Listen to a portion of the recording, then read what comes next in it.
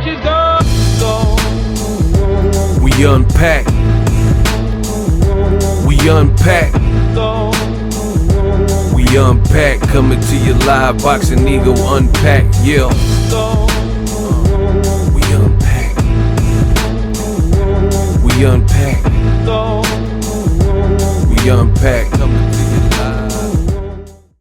Former heavyweight champion Anthony Joshua said he had a blip and he had to grieve after the Andy Ruiz loss. We unpack. What up, Fight World? It's your boy Ego, and I'm back with some more boxing. Make sure you smash the like button. Also, subscribe to the channel for the latest and greatest in boxing. If you want to become part of the gang, notification gang, please hit the bell icon. Shout out to the Super Chats, channel donations, the Venmo donations, and the Patreon family. We working. Sign up for ESPN Plus. Link is in the description. They got an upcoming fight with Jeremy Stevens. UFC, a ton of sports, documentaries, 30 for 30, Dennis Rodman. Link in the description of all of my videos. I am an affiliate, so it does help the channel. Sign up for ESPN Plus below. Now, shout out to BBC Sport, also in the description. They have a article with the quotes from Joshua regarding his rematch. It says, Joshua versus Ruiz Jr. Britain vows to be more switched on in a rematch. Anthony Joshua has vowed to be more switched on at the start of fights as he prepares to face Andy Ruiz for the second time. Joshua, 29, lost the IBF, WBO, and WBA World Heavyweight titles to the Mexican-American in New York, June 1st, and they are fighting again December 7th. The Briton's demeanor during his ring walk led to questions after the defeat. Quote from Joshua, I need to start taking this approach to my fights where I'm a bit more lively, said Joshua, speaking on Eddie Hearn's BBC podcast called No Passion, No Point. Joshua said he was consciously trying to stay relaxed before the bout, but will no longer suppress his natural energy on fight night. Quote, I know I'm capable of it, he added. There is too much at stake if I go in there where I'm switched on.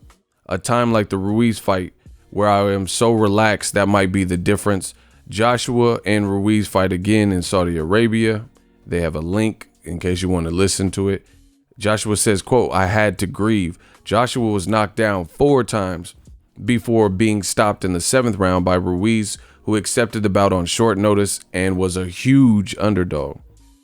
It was the first defeat in 23 fights as a professional, and he now hopes to revert to the challenger mindset he had before becoming a world champion. Asked how he dealt with his defeat, Joshua said, I had to think, I had to grieve and ask myself all the questions you would expect.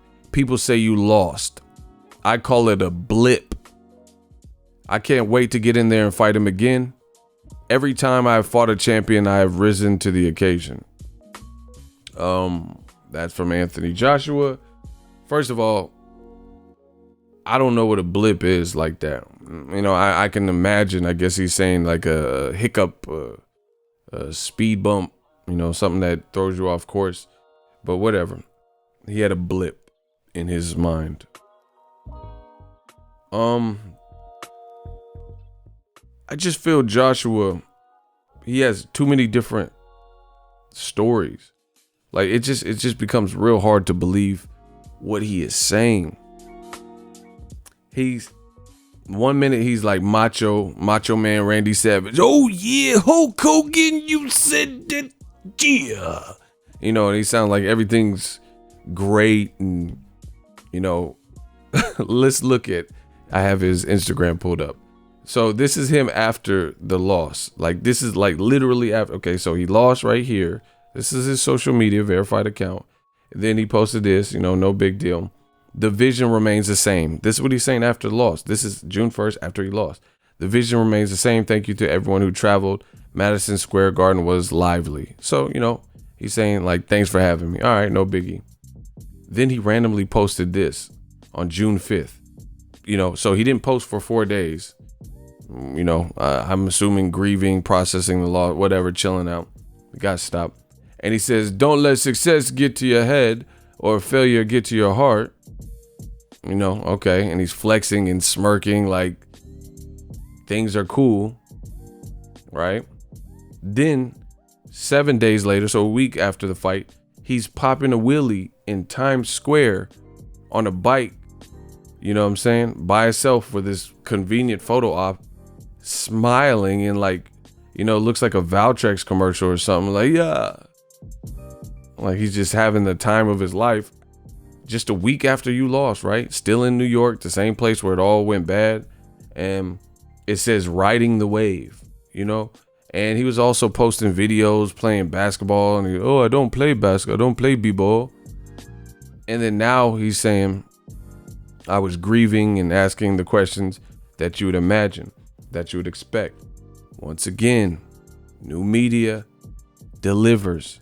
I told you, all these posts were like clearly him overcompensating.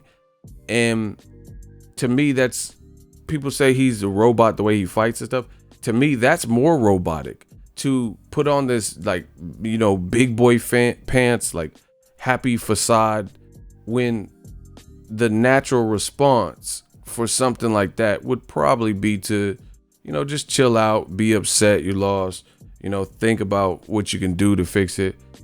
You know, you're trying to make it like it's a momentous occasion, that like through these pictures. That's how I take it. You know, just posting nothing but smiling pictures. This really reminds me of when people break up, you know, and you know they're heartbroken, and then the girl or the guy, whoever is doing it, goes to their social media and they're trying to, you know, like a girl will get all dolled up and made up and drinking and life is great, but in front of her girlfriends, like when the cameras stop rolling, you know, when the filters are taken off and real life sets in, you know, people who know the girl know she's really going through it and she's heartbroken and she's devastated that she broke up with Johnny. You know what I'm saying? That's what it reminded me of.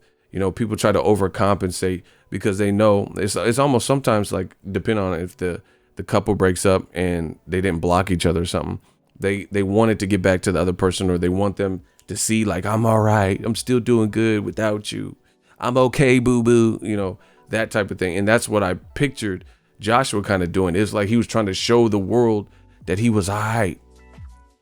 For God's sake, he went to the Village in New York when he was still, because he probably couldn't fly with a concussion, because they said he had a concussion in the fight with Ruiz, because Ruiz was, you know, putting them Snickers shots together. And he was playing basketball. It's like out and about. Like, you didn't do none of this leading up to the fight, but now you're just randomly. And I won't forget it. Joshua had his camera up and it was like the perfect vantage point, so you could see his Under Armour shirt that said no regrets, no excuses, or something to this effect. And I just thought that was cheesy because it seemed very contrived, and like it's like he was trying to force people to believe. I understand he has a legion of fans that he wants to stay strong for them, but you're human. People know that you lost. It was an embarrassing loss, a disastrous rematch room card in general. Katie Taylor really should have lost. Josh Kelly didn't look great. You know, Tommy Coyle got knocked out by Chris Algieri, who's not even, you know, against American fighters like Errol Spence and, you know, other people like Pacquiao and Ruslan Provodnikov. He's not knocked any of them out, you know. And, you know, the only one that looked good was Caleb Smith, but he was in there at super middleweight with the middleweight in Hassan Endam, who hadn't really done much in recent memory, you know, beat Martin Murray or something. So to me, this seemed, like I said, just real forced, real contrived to try to stay strong and show. And you don't have to do all that, you know, smiling every picture and these Hallmark quotes. Yeah, don't let it get to your head. I just thought it didn't seem natural. And then now, months later, when people forget about this and what new media talked about, he's telling you, he says, quote, I think I had to grieve and ask myself all the questions you would expect. People say you lost. I call it a blip. I can't wait to go there again and fight. He also, I listened to it, and he also said something to the effect of it, you know, it's like Joshua seems like he's always trying to search for the perfect words. It doesn't sound, it's almost like a fortune cookie or something, you know.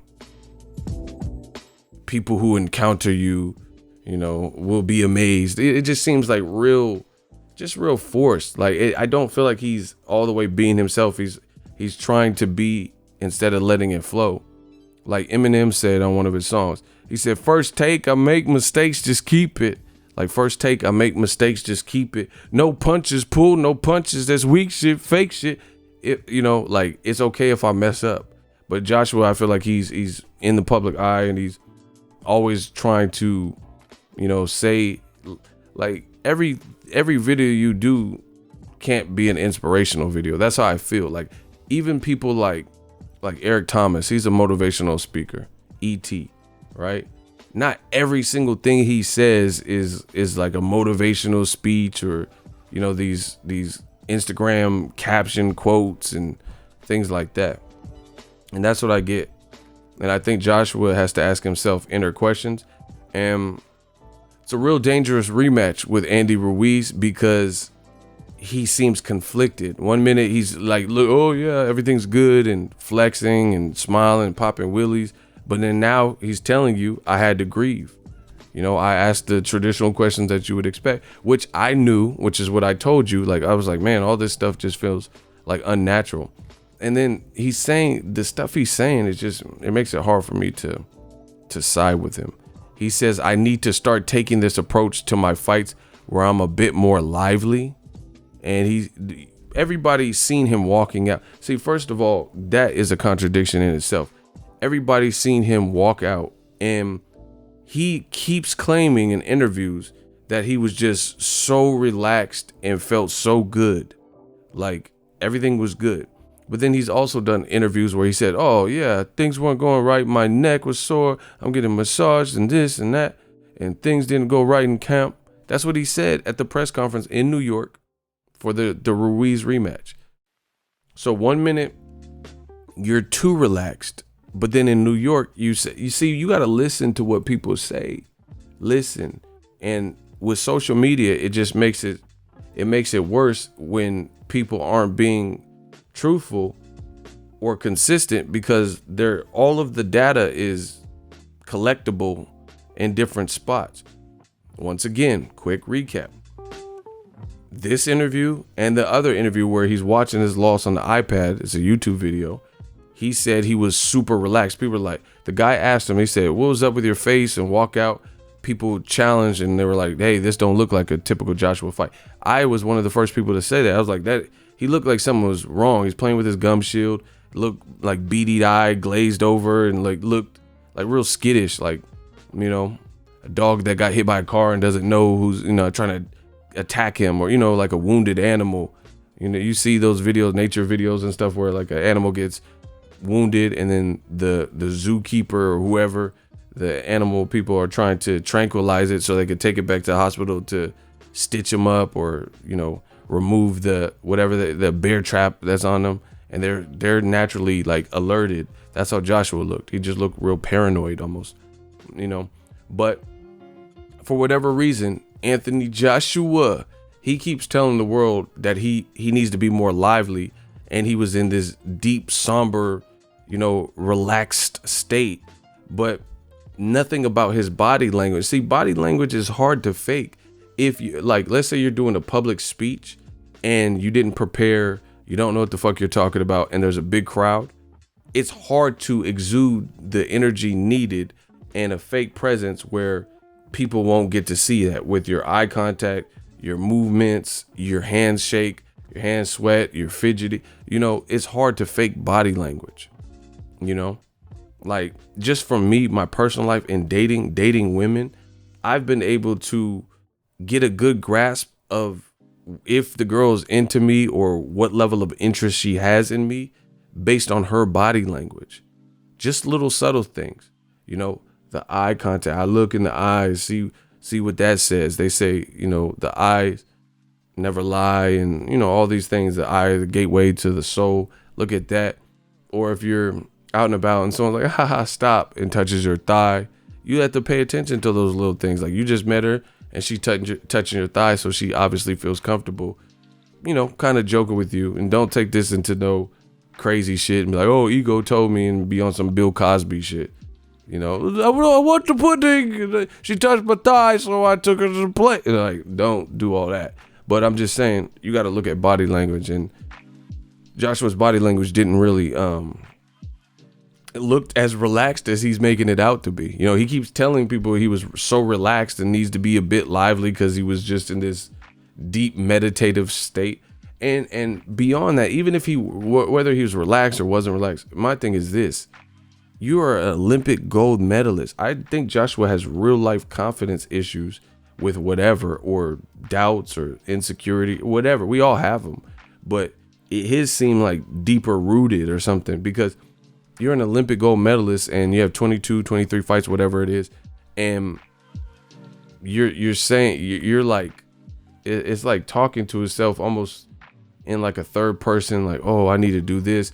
It seems so elementary. It seems like if you know you need to be more lively, why did it take for you to lose to bring this out? You get what I'm saying? Just listen to what he said. I need to start taking this approach to my fights where I'm a bit more lively. These things just don't sound confident. It sounds like he's trying to boost himself up and he knows what needs to be done, but he's trying to muster up the confidence level to execute this. And I listen to what people say, the linguistics, the verbiage and stuff. And he's like, oh, if I do this and this, I know I have what it takes to beat him, and I might beat him. These words, you got to listen to when people like say certain words. Like there's a difference between saying, oh, you know, someone stops you for directions and you say, oh, I think it's up the street, versus, oh, the Staples Center, just go straight ahead. It's about 5 miles up the street. That's a big difference. If someone says, hey, how do you get to the Staples Center? And I'm like, yeah, I think you just keep going straight, I think, you know, versus, oh yeah, Staples Center, straight ahead. You'll see a big sign, blah, blah, blah, say Staple Boulevard, blah, blah, blah. Easy, you know. Joshua says I pick up on these little things. This is what I do for a living, you know, watch boxing and, you know, consume boxing. So I see and pick up these little things. I know, just listen to what he's saying. You know, the sports psychologist and all these little things. And if I go through another war, like the Klitschko fight, I told my coach I'm out. This is what he said in past interviews. I know I'm capable of it. You know, there is too much at stake. So it sounds like you're building the pressure, like, you know, there's pressure on it. And you know, you're like, man, I know I could do it. But it doesn't sound confident that you're going to beat Ruiz. So I really think Eddie Hearn and, you know, Matchroom and the need to get those belts out of the hands of PBC have forced Joshua into this situation. See, listen, if I go in there where I'm switched on, a time like the Ruiz fight where I am so relaxed, that might be the difference. That does not sound to me confident. If I go in there where I'm switched on. So it's basic. You guys can say I'm doing too much or looking too far into it, but how a person delivers the information to you means a world of difference, you know? So to me, it sounds like Joshua still has plenty of doubts. If I go in there where I'm switched on, like, okay, I talked to my coach, this is what I know I should be doing, but there's a difference between knowing what you have to do and doing it, you know? Like, for example, let's say I just turned 16 and I'm going to the DMV I got my permit, you know, and I'm trying to take my driver's license test, you know, and I'm like, okay, or we'll use the permit test, you know, the actual written test you have to take to get your permit or whatever, and a license. That's like me saying, okay, I studied the book. I know, you know, they're probably going to ask these questions and da, da, da. That's a big difference than saying, okay, man, I studied this book from top to bottom. Let's go. You know, I can only miss 3 or 4 questions. I'm ready. You know, it just, when you know what needs to be done versus you know that you're going to get what needs to be done, I feel like it comes out. He's saying there's too much in stake. So he knows the predicament he's in. You know, he's cognizant. I know I'm capable of it, he added. There is too much at stake. So he knows the implications of the fight, but he doesn't sound confident that he will deliver. I know I could do it, but to me, it just doesn't sound confident. If I go in there, who says that? Floyd Mayweather, he don't talk like that. And I use him because he's undefeated and he continually finds a way to win. You know, it's just a different demeanor. If I go in there where I'm switched on, you just said you need to be more relaxed and more lively. So why not say something to the effect, And I think people, it's hard to stay away from your subconscious mind. You get what I'm saying? If you're truly confident at something, then I feel like you'll exude that confidence. If subconsciously you're not fully confident in your ability, then that's when it comes out like this. That's my opinion. I believe in the psychology of not only boxing, but just in psychology in general. Like, I think there's a lot of ties. Like, I watch a lot of shows about crime drama and like serial killers and stuff like that. And there's a lot of like the forensic pathologists and people who study the serial killers. There's a lot of like patterns and similarities in childhood behavior. Like, some serial killers are bedwetters. They looked at that. A lot of them are involved in like harming small animal, killing animals at a weird age, and like, you know, increased interest in sexuality at a young age, you know, like where they're looking at that, or they've seen dead bodies before. There's just a lot of similarities like that psychologically. And I feel like Joshua knows that he's in a do or die situation, and he's trying to build himself up that he can do it, but his confidence seems shook. And that's going to be a problem against someone who's stylistically as dangerous as Andy Ruiz, because Andy Ruiz, from all intents and purposes, like, his confidence don't seem rattled, because, I mean, why would it? He took Joshua's best shot, got up, kept moving. So he knows that. He's already proved that to himself. Joshua, he's saying this stuff, and he got to build himself up. Now, it's not out of the question for Joshua to win based on he is a good fighter. And he's 6'6", so you see the picture. He's way bigger than Ruiz and things like that. But in my honest opinion, he just doesn't sound as confident as he does. Like, okay, listen here. This, I just pulled up a random. We'll do a test. This is a random post from September 7th. I didn't rehearse this or anything.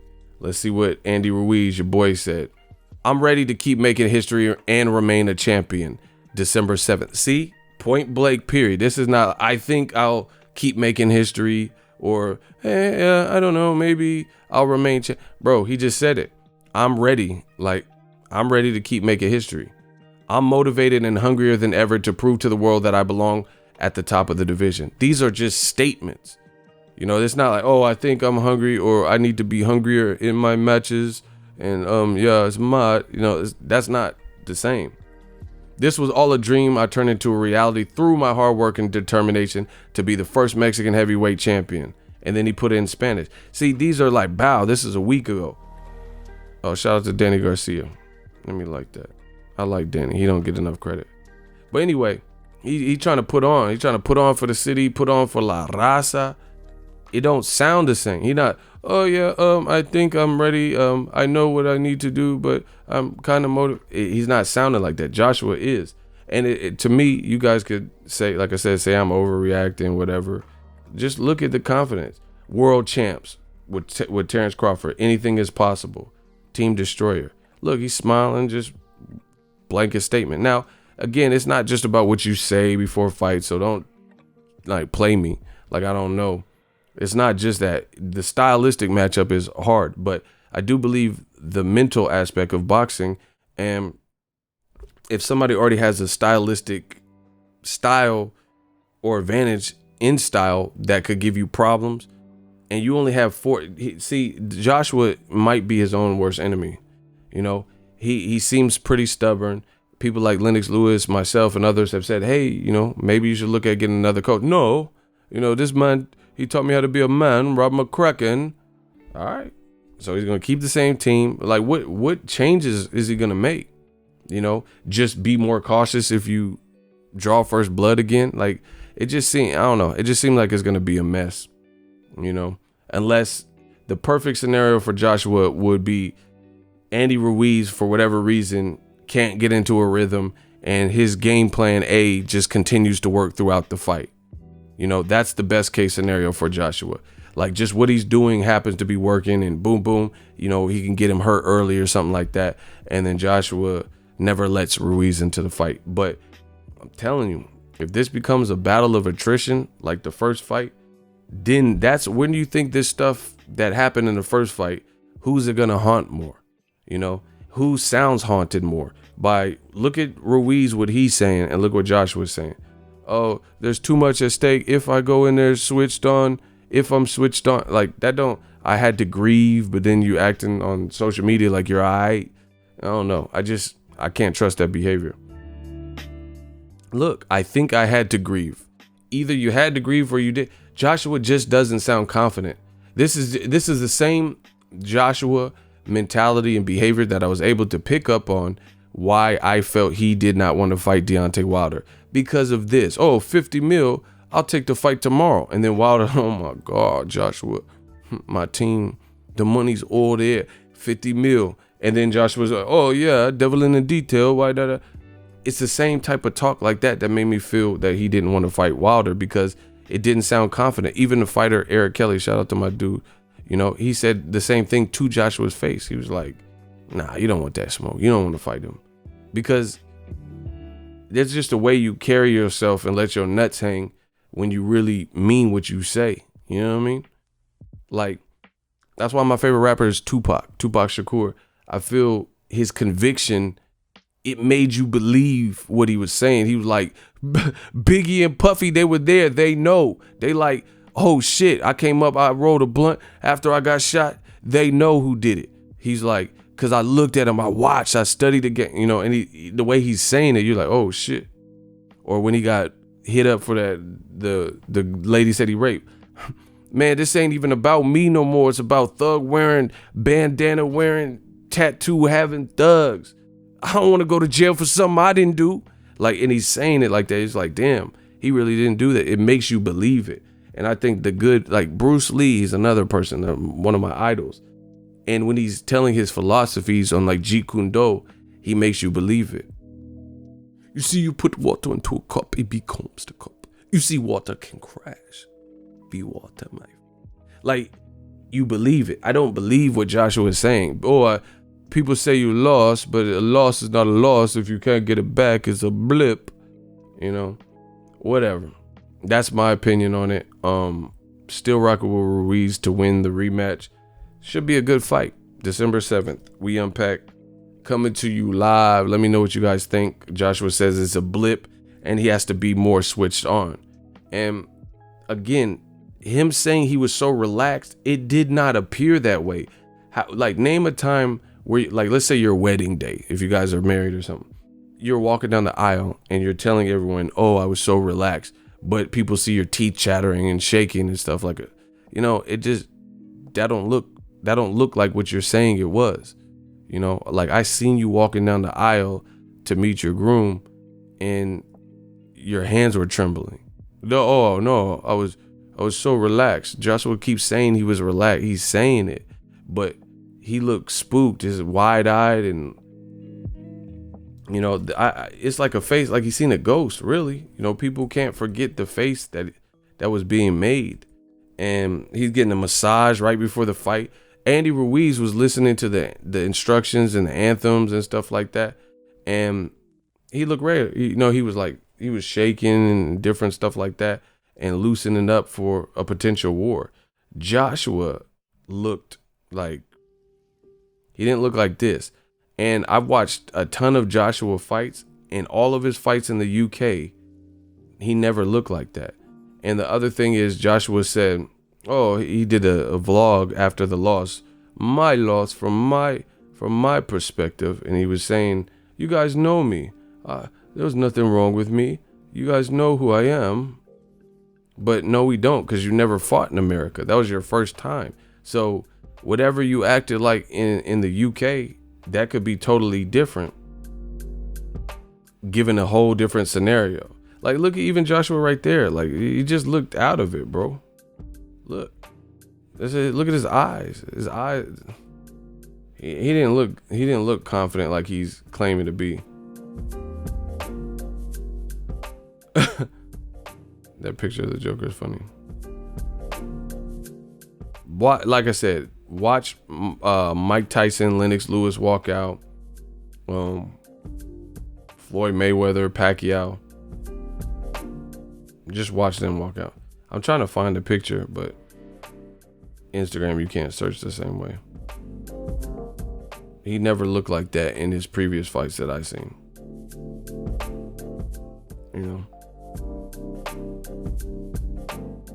So we'll see how it plays out. Let me know what you guys think. We Unpacked coming to you live. So if you enjoyed this video and want more content like this on the channel, you can show your appreciation by going to the PayPal donate button or the YouTube support button, and you can donate any amount that you feel is equivalent to the value of this video. Much more to come. Thank you guys for your support. Boxingego, the future of boxing.